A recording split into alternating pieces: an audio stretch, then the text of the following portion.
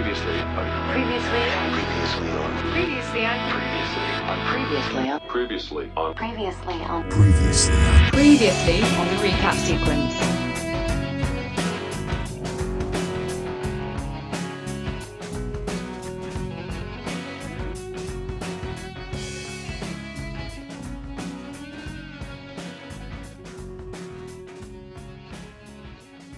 It's nice to have you guys here on the East Coast. I'm sure you guys do a ton of panels and conventions for stuff, but we're here to talk about RAID. So tell us, how did this all come about?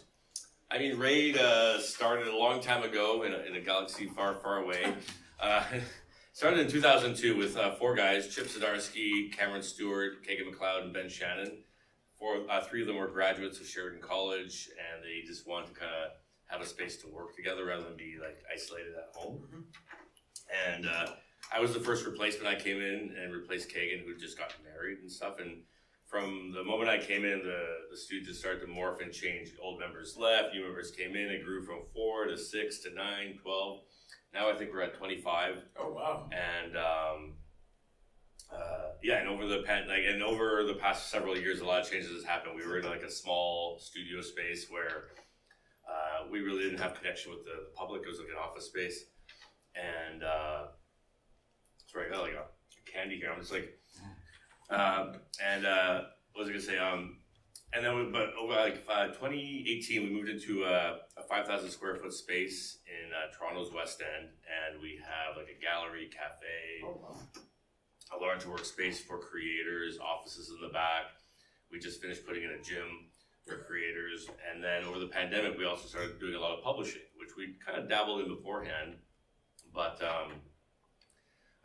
Dax, I believe you were our first book with Force Book Volume 1. Through Kickstarter, yeah. And then we had Sheldon's book, To Steal the Sun, and we've been kind of growing since. We just hired on our first editors on staff to help promote the brand, get us into stores and all that kind of thing. So it's been an interesting growth. We're really trying to create a community for creators, an ecosystem where they can come in, get work, get published, get their work out there. And it's been fantastic past several years growing in that capacity. And you're saying not like for creators, you're talking artists, writers, because you've got it. Right at the table we've got Sheldon's a writer, and then the two of you are both artists. So and over the past several years, especially, even actually to be honest with you, in the past several weeks, we've had new members join, and we have writers, animators, storyboard artists, like VFX artists for film, like people who've worked on like Top Gun. What else do we have?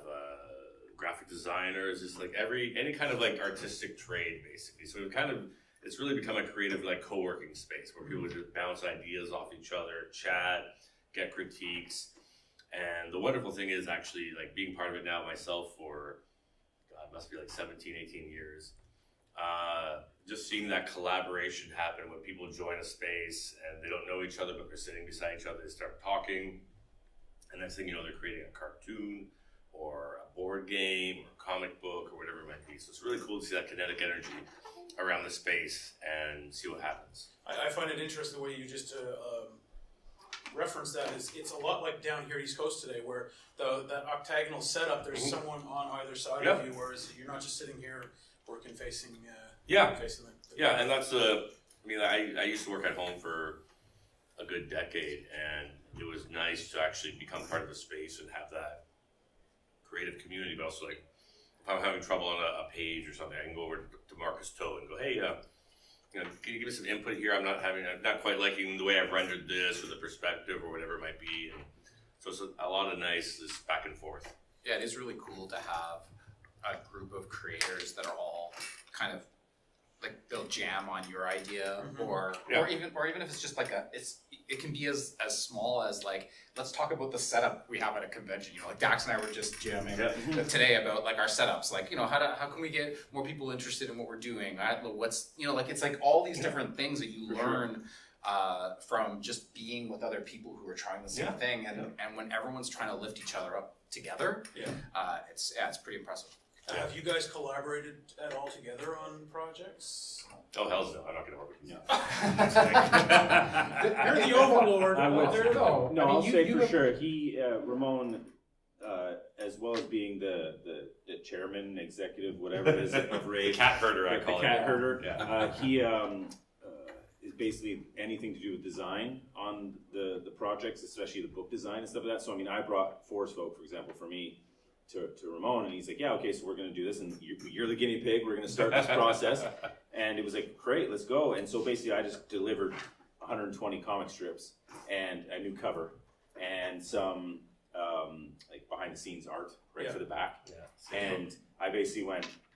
and then he's like, okay, and then he sends me back like a file that's got it all set up and like numbered pages, adding the dates,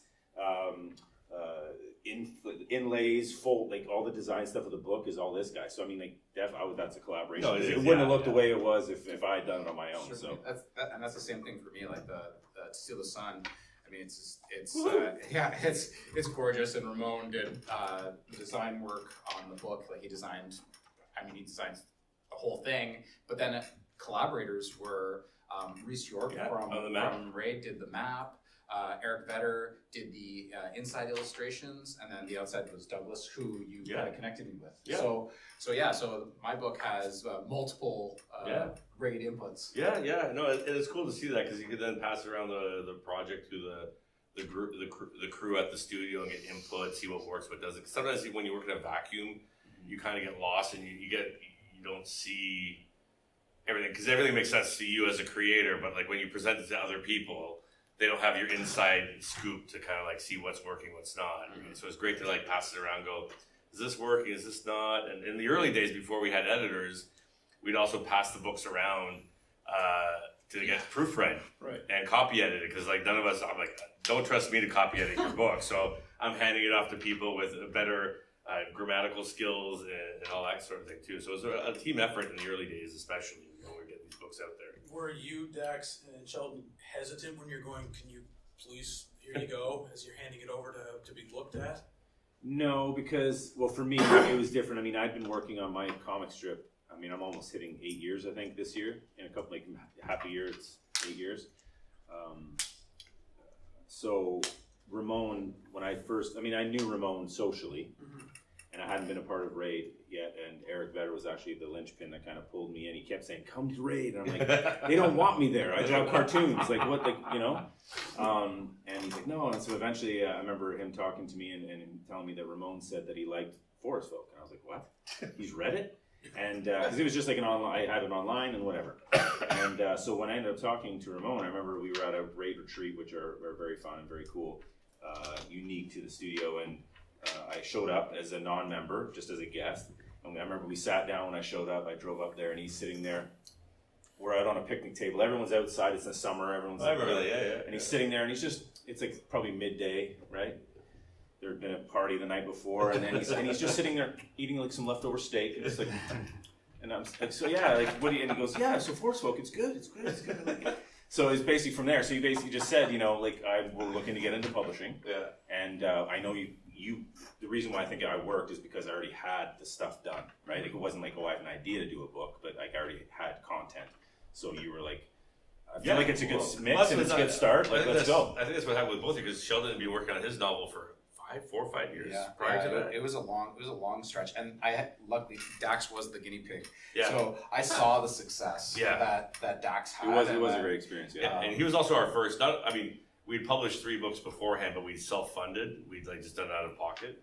So Dax was our first like Kickstarter as well. So we'd never done that before. It was the pandemic. Things were like, well, what else are we gonna do? Let's try this out some stuff, and see what happens. So that's interesting. You say that then. So how difficult was it getting understanding the whole Kickstarter thing and getting his book to be the test subject? It wasn't as daunting as one might think it is. It is a lot of prep work. It is like a full-time job being out there, and because you're really just running, you're like a salesperson for a month straight, just basically hitting up social media, email lists, updating pages, this, that. So it's a lot of work. But it was myself, Dax, obviously, we had Rob Kugler in the studio, Sam Noir, who'd also helped us set up the Kickstarter. He'd done some before. Yeah, he kind of liaised the first couple, Yeah, so, and then once you get in there, though, you kind of figure it out. You figure out what, and, what I'd also done before we'd actually kickstarted Dax's, I'd actually backed like several as well, because I wanted to see what I would get in the mail, what their campaigns look like, what the interaction was, and that sort of thing. So it was a learning experience, but it's actually not that daunting. I think Kickstarter and a lot of the other platforms like BackerKit, Crowdfunder, they're quite user friendly, you know. But it's really about a lot of prep work, and we call it the long road. Like take 60 days to prepare for a campaign and talk about it and spread the word, basically. But timing wise, that worked out for you then during the pandemic, because nobody could go anywhere or do anything other than let's go on social media. Yeah, Pretty much, yeah. It was definitely a big bump. It was a perfect time, I think, to try it for sure. Like, you know, having done a few since the pandemic, while you're also doing like full-time jobs, socializing, doing other things, you're like, oh man, this is a little nuts. It's a little bit too much. So how was it, if you don't mind my asking, then during the pandemic for a company like Raid, how did you obviously had to think outside the box of how we're going to get our stuff out there? Yeah, I mean, the cool thing, I mentioned Rob Kugler earlier, and he used to be a longtime friend of mine. We collaborated on comic strips when we were younger together. Luckily, he got fired. And as a lot of people were getting let go over the pandemic, and so he was didn't have much to do. So I was like, why don't you come to the studio? And we were kind of still congregating in little bubbles, you know, at the time. And he had worked in a bookstore for several years beforehand, probably a decade actually. And yeah, he kind of took up the reins. He set up our shipping. He set up like our shipping rates, figuring out like where to go, who do we work with, all this stuff. So it really became a team effort. So the pandemic, in a weird way, it was a double-edged sword. It was difficult in one capacity because we lost a lot of members due to, you know, you weren't allowed to congregate, right? But if a lot of us still snuck into the studio because we were like, I can't stay at home all day. This is I'm gonna go batty. So but then as things eased up, like more people came in, and it was a real kind of cool team effort, allowing us to kind of build a foundation in this kind of isolated moment in time. That then when the world kind of lit up again, we had that kind of base set up already. So you were ready to go hit the ground. Yeah. Okay. Yeah. Any questions in the audience at all?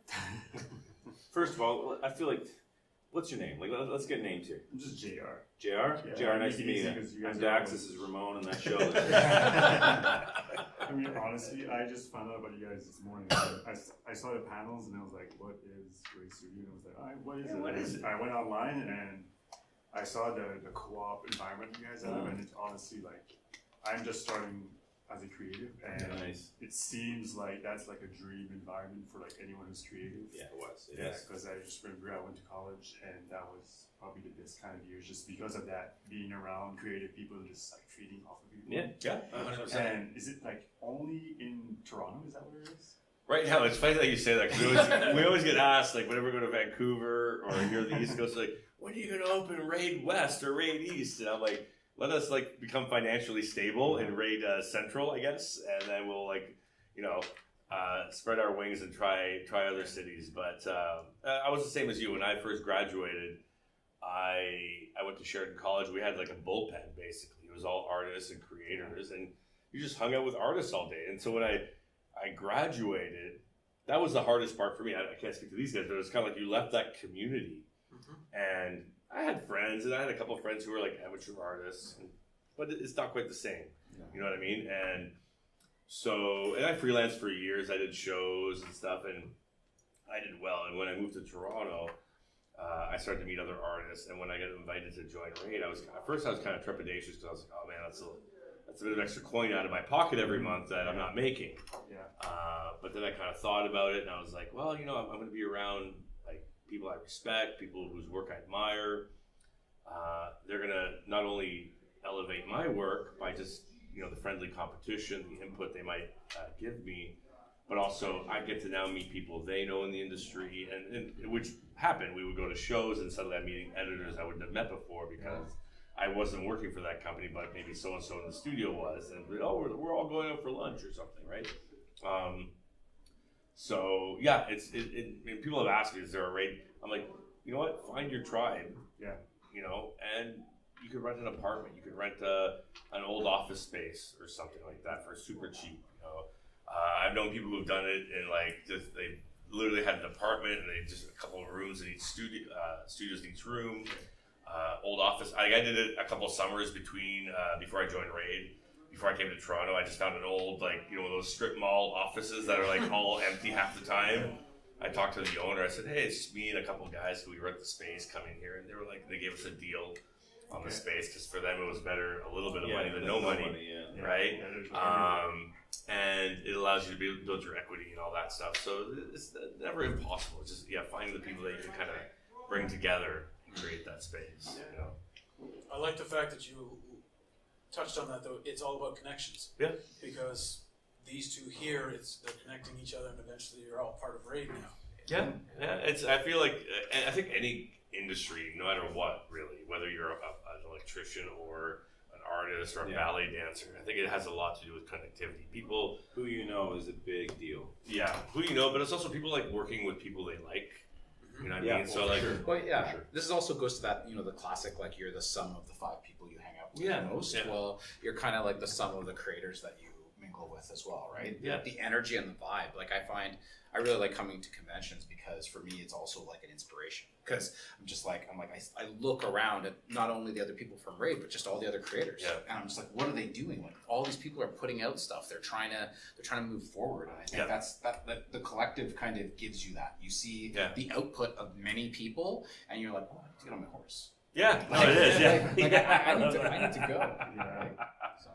No, it's great, and Canada has a really rich creative community. You know what I mean? We do shows all across Canada, and it's just great to see people just putting together things, putting them out there, and taking chances. Yeah, and it's something we've talked about actually recently. Since the pandemic has come to a close, so to speak, that in the last couple of years, coming to these conventions and whatnot, is the indie growth. Of the comic, the writer industry, it seems to have just exploded. Yeah. And it's nothing like, you come down and see something like this is where you come to, right? Because there's all these independent creators, and it's so much fun to be able to see that. And I don't know if that's something you guys see in Ontario as much.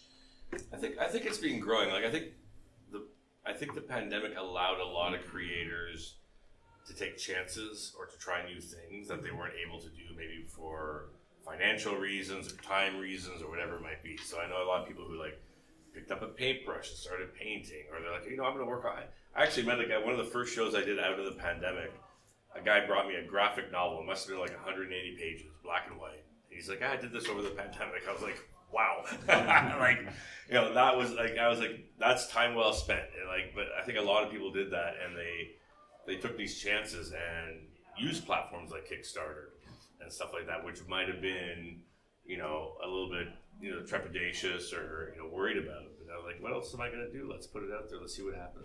Right? I'm curious with Dax and Sheldon, when you guys came on board with Raid, you probably had your processes of the way you guys did things in place, so to speak.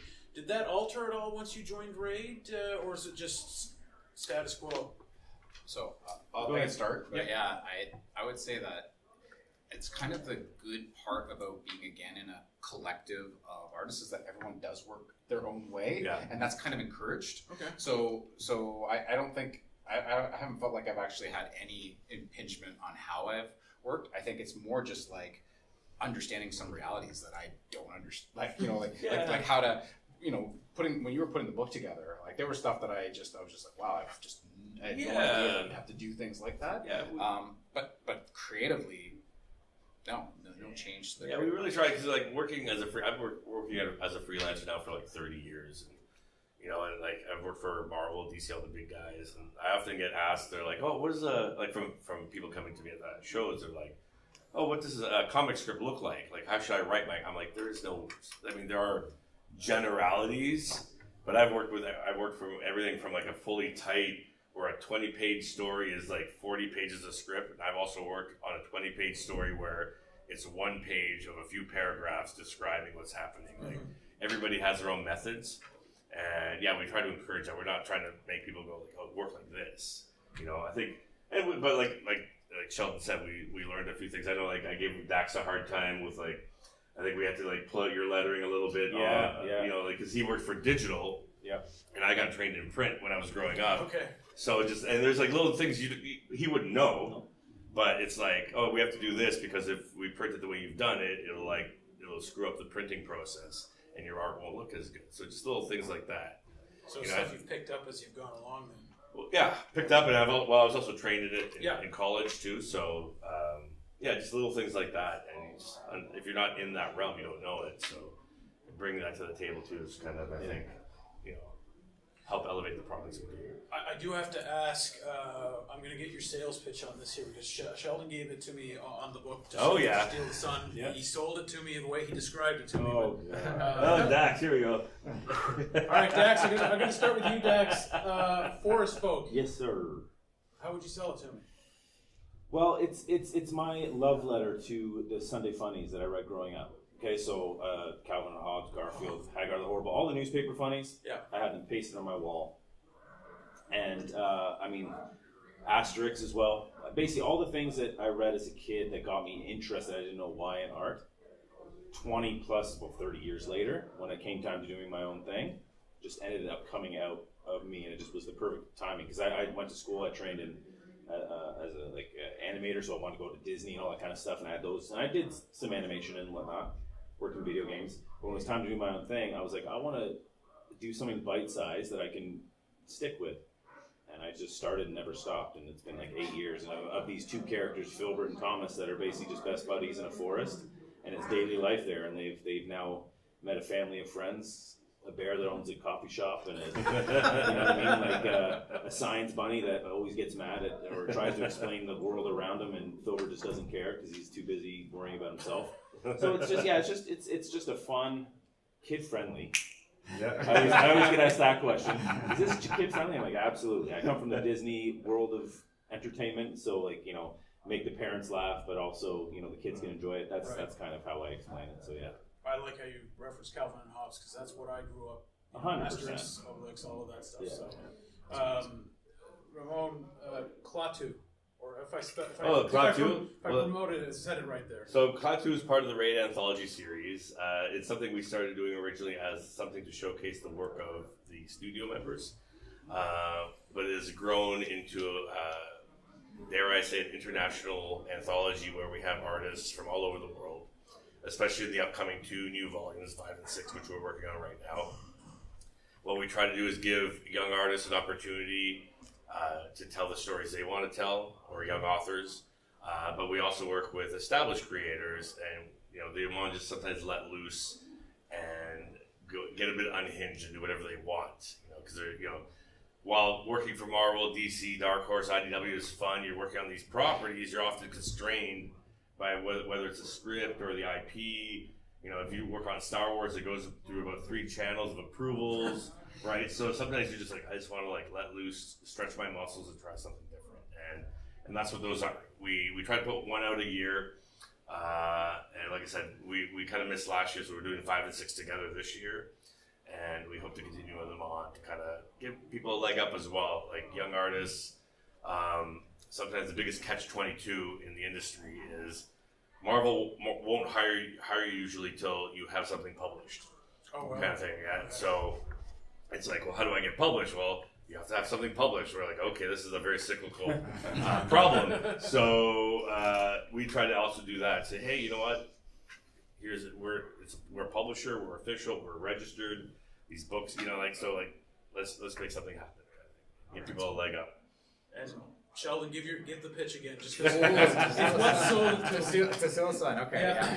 So To Steal the Sun is it's a heist fantasy. So it's kind of Game of Thrones meets Ocean's 11, and you have 3 characters. You have an assassin, a thief, and a smuggler, and they get forced together onto a team to try a heist that's so incredibly hard, everybody in the world calls it To Steal the Sun. So yeah, that's my debut. I like it. You got it nailed down, Pat. It's quick. It's a quick pitch. How for Dax and Sheldon especially, how neat was it? How cool was it when you finally holding product number 1 in your hand to say it's done? Well, I literally made a reel the second I got the book, and it was me sniffing the glue of my own because that's the first thing I did, man. As soon as I saw it, was surreal because for years, I mean, when I was making this, I was like, maybe someday I'll make a book. That's why I did it in the proportions it was, because I had visions of it looking like a Garfield or a Calvin and Hobbes collection. And of course, when we got to that point and it was printed, I remember seeing the boxes in the front of the studio cafe, and I was like, weird. And I took one and I just went, you know what I mean? Because that was just always my, like, that was what solidified the dream for me, was that it was like, cool. Like, Now it's real. now it's real, yep. Sheldon? I same.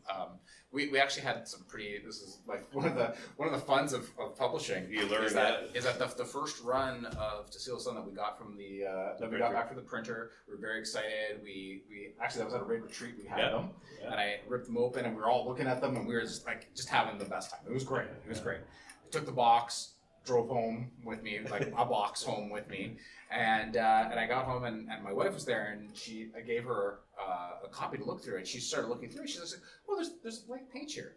What's the blank page?" And I said, "What?"